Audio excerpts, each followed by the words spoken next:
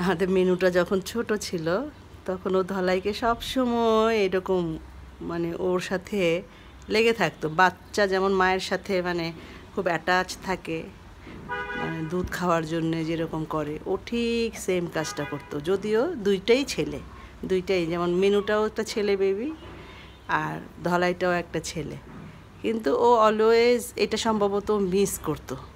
কারণ ওকে যখন আমি এই যে কুড়িয়ে পেলাম তখন তো আসলে সম্ভবত মায়ের বুকের দুধ খেত, তো বিচ্ছিন্ন। যাই হোক, ছোট্টবেলায় নিয়ে আসছিলাম, আরও 15-20 দিন বয়স। তো ওকে ধলাইকে পাওয়ার পর থেকে অলওয়েজ সে এরকম ধলাইকে ডিস্টার্ব করতো আর কি। ডিস্টার্ব করতে বলতে যে ধলাইয়ের চেহারাটা দেখেন মানে কীরকম মায়া মায়া, কিন্তু বেচারা কিছু করতে পারছে না, সরে যাচ্ছে, আবার ওকে ধরছে কিছু, মানে ও একটু শান্ত টাইপের, মানে অত অ্যাগ্রেসিভ না। ও বাধ্য হয়েই দেখা যায় অল টাইম, মানে পারলে তো 24 ঘন্টায় ওর সাথে এরকম করে, ঘুমের সময় ওর সাথে শোবে।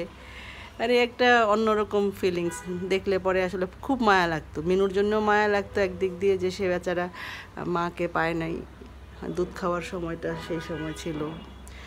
আর ধলাইকে দেখেও মায়া লাগতো, বেচারা কিছু করতে পারছে না, বিরক্ত হচ্ছে, কিন্তু কিছু করার নেই। তবে মাঝে মধ্যে আমি একটু রিলিফ দেওয়ার জন্য একটু আলাদা করে দিতাম অবশ্য, কিন্তু মিনুটা খুব খুঁজে খুঁজে একেবারে ওর কাছে গিয়েই এরকমভাবে আর কি, এই যে হাত দিয়ে এমন করবে, তারপরে যে মুখ দিয়ে চুকচুক করতে থাকবে তো যাই হোক, একটা মা ছাড়া বাচ্চা কীরকম আর হতে পারে, এই আর কি।